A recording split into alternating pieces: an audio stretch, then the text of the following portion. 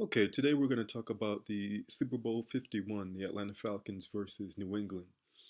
Now, about a week ago, I predicted the Falcons to win, and that was looking good until basically the third quarter. It was a tale of two halves, if you would. Um, Certainly, watching the first half, when the Falcons were up big, it didn't, it looked like it was game over. And you heard the commentators calling the game, saying the biggest deficit that had been overcome in Super Bowl history was 10-0, and uh, earlier in the game at that point it was 14-0 when they started making those comments. Um, the Patriots were they started to move the ball a little bit in the second quarter, but they weren't really picking up in any points, and it looked like the Falcons were on their way to their first Super Bowl. But then Tom Brady happened. Um, you say what you want to say about Tom Brady, the Patriots organization, Bill Belichick, Bob Kraft, but Tom Brady's the definition of a winner, and he's just never going to give up. He's the ultimate competitor. Now, the Falcons got pressure on him throughout the game. They got sacks. They hit him a bunch of times. You saw him on the floor. A couple of times you saw his facial expression after being sacked, like, what's going on here? But, he showed his poise, and he continued to fight and chip away at the lead.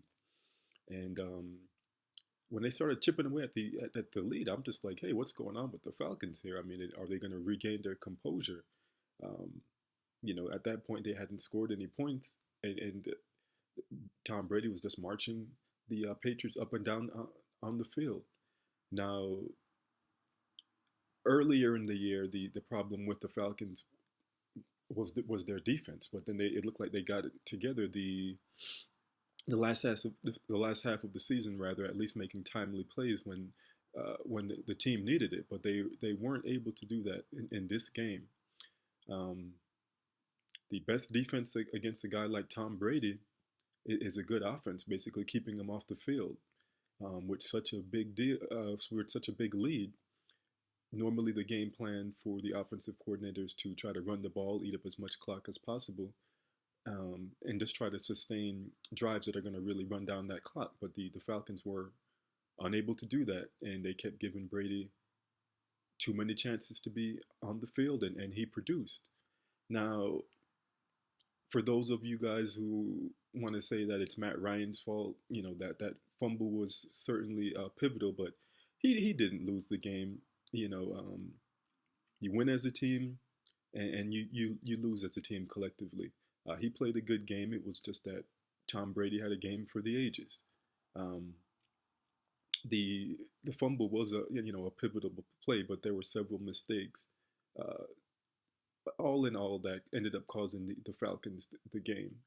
Um, the Edelman catch, that looked like it was going to be an interception, but he came up with that great play by Edelman to keep his eye on the ball, concentrated, prevent the ball from hitting the field and coming up with that play. But it just goes down to show the heart of a champion. Never underestimate a guy like Tom Brady and Bill Belichick. Those guys just grinded out the win.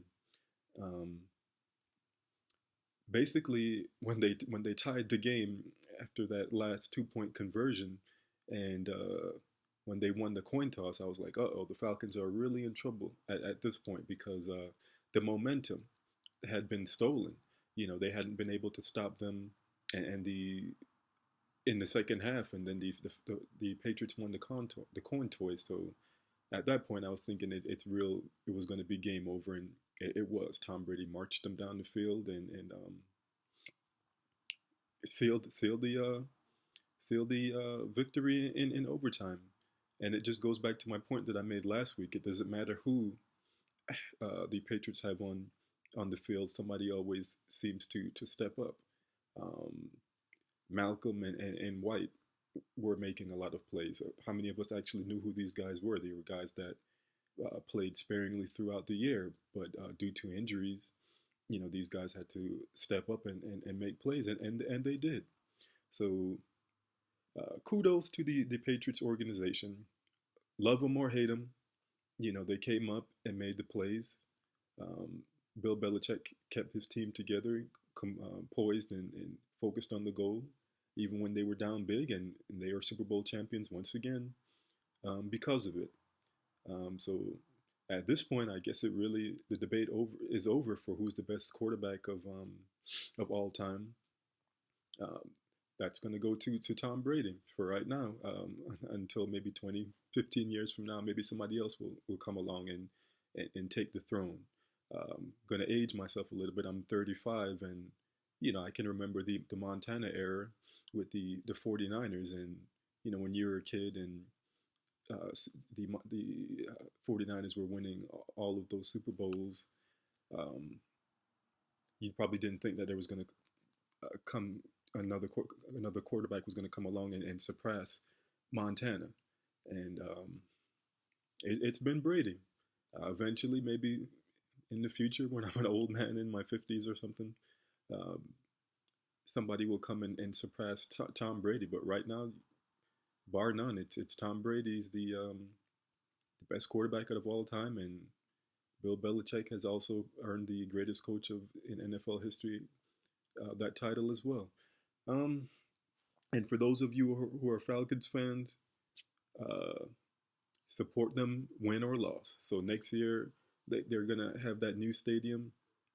All the excitement that you guys exhibited throughout this year, especially when they made it to the Super Bowl, you need to be right there with them next year, supporting them.